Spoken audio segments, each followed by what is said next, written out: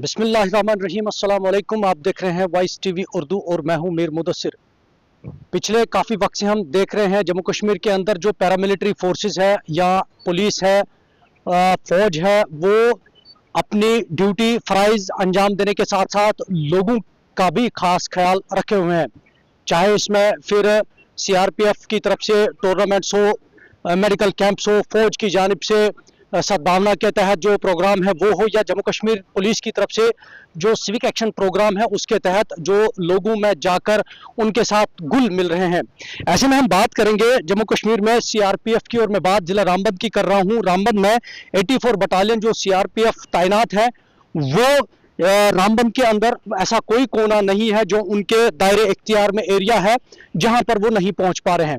जम्मू श्रीनगर कौमी शाहरा एक life line है जहां पर वो तैनात भी है चंद्रकोट के मकाम पर, और उसके साथ साथ में जो इलाके में लोग हैं, चूंकि पूरी कंट्री को ये पता है या जम्मू कश्मीर को ये पता है, जो जिला रामबन है सबसे पिछड़ा जिला जो है ये माना जाता है, क्योंकि पहाड़ों पर यहाँ लोगों का रहन सहन है। तो उसको मद्देनजर रखते हुए सीआरपीएफ बार बार जो है इनिशिएटिव्स ले रही है।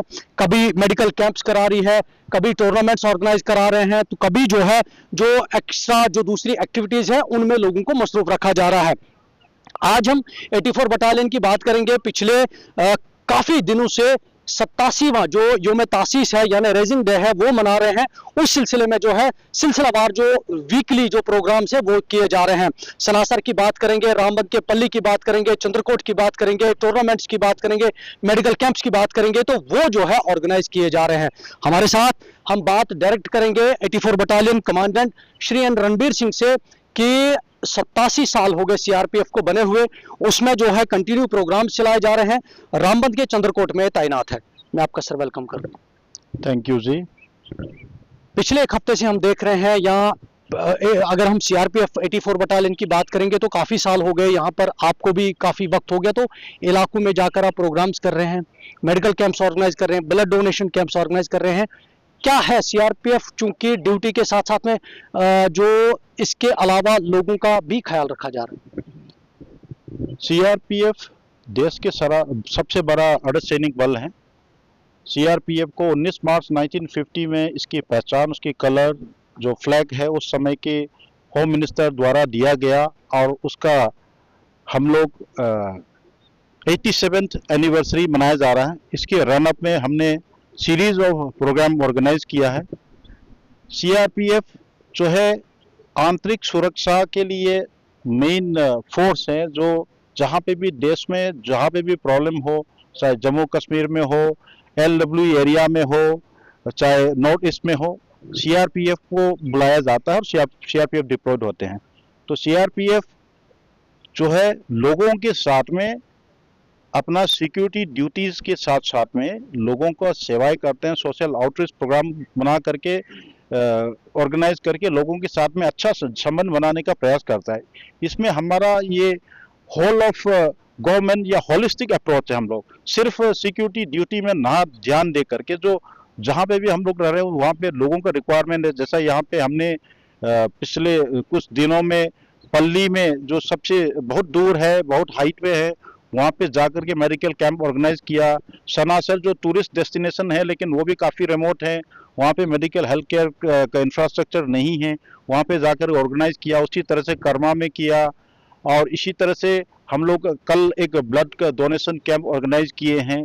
जो ब्लड डोनेशन है उससे ज़्यादा बड़ा कोई दान मुश्किल है कि किसी को देना, तो सभी हमारा बटालियन के कार्मिक ने जो ब्लड का वॉलंटरली डोनेट किया है। इसी तरह से हम लोग यहाँ के लोगों को सर्व करना चाहते हैं। इनके साथ में मिल करके जो नेशन बिल्डिंग है या नेशनल सिक्योरिटी का जो काम है, सभी मिल करके सभी साथ में करेंगे तो और ज़्यादा अच्छा होगा। इसी जो पॉइंट ऑफ व्यू से हम लोग इन चीज़ों को ऑर्गेनाइज करते हैं। तो आज यहाँ पे हम लोगों ने एक वॉलीबॉल टूर्नामेंट ऑर्गेनाइज किया, 87 सीआरपीएफ एनिवर्सरी वॉलीबॉल टूर्नामेंट 2026। उसकी फाइनल डे था जी। ये टूर्नामेंट 5 मार्च को शुरू हुआ था, जिसमें इस जगह का 8 टीमों ने भाग लिए थे। आज फाइनल हुआ था। फाइनल मैच में एचएमबी परनोट और चंद्रकोट डिफेंडर्स के बीच में खेला गया। बहुत थ्रिलिंग कॉन्टेस्ट था, 4 शतक चले, बहुत क्लोज रहे। अच्छे प्लेयर्स हैं, हमने देखा यहाँ का टैलेंट बहुत अच्छे हैं। तो हम इस तरह का जो टूर्नामेंट को ऑर्गेनाइज करके यहाँ पे स्पोर्ट्स को प्रमोट करना चाहते हैं, यहाँ के यूथ को अपना टैलेंट और स्किल शोकेस करने के लिए प्लेटफॉर्म देना चाहते हैं, यहाँ के यूथ को पॉजिटिवली एंगेज करना चाहते हैं, स्पोर्ट्स के थ्रू इनके फिजिकल और मेंटल फिटनेस की बढ़ावा देना चाहते हैं, ताकि सभी लोग मिल करके यहाँ के जो सोसाइटी है, सिक्योरिटी फोर्स हैं, हम सब मिल करके नेशन बिल्डिंग में भाग ले और देश को सही दिशा पे ले जाए। आज 84 बटालियन सीआरपीएफ द्वारा आयोजित 87 सीआरपीएफ एनिवर्सरी वॉलीबॉल टूर्नामेंट 2026 के क्लोजिंग फंक्शन में फाइनल मैच कर लिया है। तो दोनों टीम बहुत अच्छा से खेलते हैं। जो विनर टीम है उसको बहुत बहुत बधाई, और रनर्स अप टीम को भी बहुत बहुत बधाई है। अगली बार बहुत अच्छा से खेल लेना।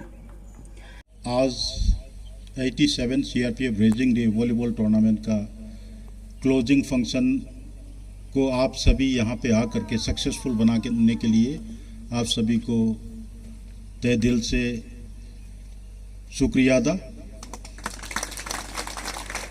84 बटालियन सीआरपीएफ हमेशा प्रयास करते हैं कि यहाँ पे जहाँ पे भी हम लोग रहें, लोगों के साथ में एक अच्छा संबंध बनाएं, कुछ न कुछ छोटे छोटे कदम लेते हैं। जैसे हम लोग ड्यूटी में रहते हैं, हम लोग जाते हैं, आप लोग भी देखते होंगे, कभी मिलने का मौका नहीं मिलते हैं, चंदरकोट का रहने वाला दूसरे जगह का।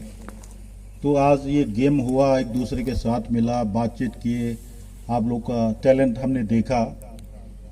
तो हमारा एक ये छोटा सा प्रयास था जिसके चलते पब्लिक के साथ में हमारा किसी माध्यम से हम लोग जुड़े, और इसके साथ साथ जो यूथ हैं, इनकी जो टैलेंट है स्पोर्ट्स की, यहाँ पे प्रमोशन हो रहा है, यूथ को अपना हुनर दिखाने के लिए एक प्लेटफॉर्म मिल रहा है। चाहे कुछ भी हो, दूसरे चीज़ में ना एंगेज होकर के एक अच्छी चीज़ में, खेल कूद के प्रोग्राम में आप लोग को पॉजिटिवली एंगेज करना, आप लोगों के साथ में हम लोग कंधे से कंधे मिला करके देश के लिए काम करना, इसी मकसद से हमने इस टूर्नामेंट को ऑर्गेनाइज किया था। सीआरपीएफ का मैं बहुत शुक्रगुजार हूं कि जो वो ऐसे ऐसे टूर्नामेंट्स कराते हैं, ऐसे इनिशिएटिव लेते हैं, जिसकी वजह से जो है एक क्या कहते हैं सिविक सेंस डेवलप होता है लोगों में, और जो ये फोर्सेस के दरमियान और जो आम पब्लिक है, इन दो के दरमियान जो है वो जो फासले हैं वो कम होते हैं। जैसे कहा जाता है कि ये दिल की दूरी कम होती है, तो एक अच्छा मैसेज जाता है ये आवाम के बीच में, और जो यूथ है वो भी नशे से दूर होके खेल कूद की तरफ आती है, रुजू होती है। सर, मेरा नाम मोहम्मद रफ़ीक है और हम एचएमबी परनोद की तरफ से खेल रहे थे। हम फाइनल में पहुंचे 8 टीमों में से, और टीम वर्क से सारे प्लेयर्स ने बहुत अच्छा खेला और ये फाइनल हम अपने नाम कर लिए। सीआरपीएफ के लिए मैं यही कहना चाहूँगा कि शुक्रिया अदा करते हैं सीआरपीएफ को कि ये टूर्नामेंट ऑर्गेनाइज़ किया आज बड़े दिनों में, अच्छे दिनों में, और बहुत ही मतलब कोऑपरेटिव फोर्स है। हर वक्त बाइज्जत टूर्नामेंट कराएंगे और अच्छे से अंजाम भी देते हैं। जम्मू श्रीनगर नेशनल हाईवे पर अब ज़्यादा फोकस किए हुए हैं, क्योंकि ये टेरिटरी जो जम्मू कश्मीर यूनियन टेरिटरी है, लाइफलाइन है कंट्री के साथ जोड़ने का। सिक्योरिटी फोर्सेस यहाँ से चलते हैं, आम लोग यहाँ से गुजरते हैं। हालात को देखते हुए कैसे मैनेज होता है कि सीआरपीएफ जबकि पूरी दुनिया का सबसे बड़ा सैनिक फोर्स है, उसके बावजूद इस चीज़ को मैनेज करना, कि लोगों की परेशानियों को सुनना, देखना, इलाकों में जाना? जी, ये हम लोग हमारा 84 बटालियन सीआरपीएफ रामबन में डिप्लॉयड हैं। नेशनल हाईवे 44 जो कश्मीर वैली का लाइफलाइन है, उसको ऊपर में हमारा 47 किलोमीटर का एरिया ऑफ रिस्पॉन्सिबिलिटी है, उसमें हम सिक्योरिटी इंश्योर करते हैं। इतना जगह स्ट्रेच को जो सिक्योरिटी इंश्योर करना काफ़ी चैलेंजिंग टास्क है, लेकिन हम लोग कई सालों से इसको करता चला जा रहा है, और आने वाला समय में भी जैसा सिचुएशन होता है उसी हिसाब से हम लोग करेंगे और इसको सेफली रोड को रखेंगे। यही हमारा हमेशा प्रयास रहते हैं।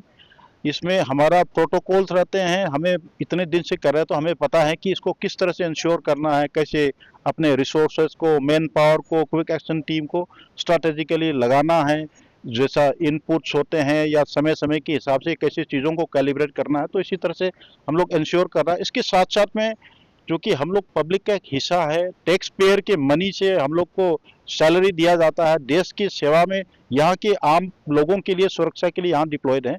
तो हम चाहते हैं कि हम और पब्लिक, हमारा और पब्लिक का जो तालमेल है वो अच्छा हो, हम एक दूसरे के साथ में हमारा सहयोग हो, सभी मिल करके जो हमसे हो सकता है पब्लिक को हेल्प करे, और जो पब्लिक से जो हमें हमारा रिक्वायरमेंट है पब्लिक हमें सहयोग करे, ताकि एक दूसरे के साथ में एक ही फ्रीक्वेंसी में हम लोग काम करें और नेशनल बिल्डिंग में भागीदारी बने। आपने कहा, अभी आप स्टेज से बात कर रहे थे कि आप कुछ लोगों को यहाँ पर ट्रेनिंग प्रोग्राम आप शुरू कराने जा रहे हैं।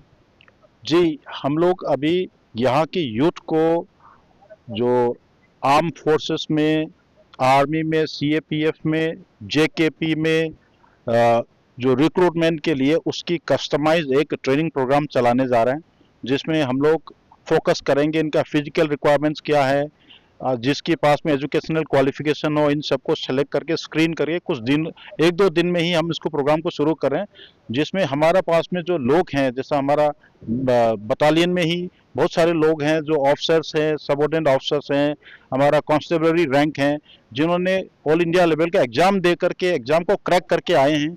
तो यहाँ रामबन है, थोड़ा रिमोट एरिया है, यहाँ का यूथ को भी इनसे इंटरेक्ट करा करके, किसी कोचिंग इंस्टीट्यूट का भी मदद ले करके यहाँ के यूथ को हम इन एग्जाम के बारे में इनको सेंसिटाइज करना चाहते हैं, फैमिलाइज करना चाहते हैं, इनको ट्रेनिंग देना चाहते हैं, ताकि वो लोग बेटर प्रिपेयर्ड हो और यहाँ के लोगों को ऑल इंडिया लेवल में एग्जाम को क्रैक करके इनको नौकरी मिले।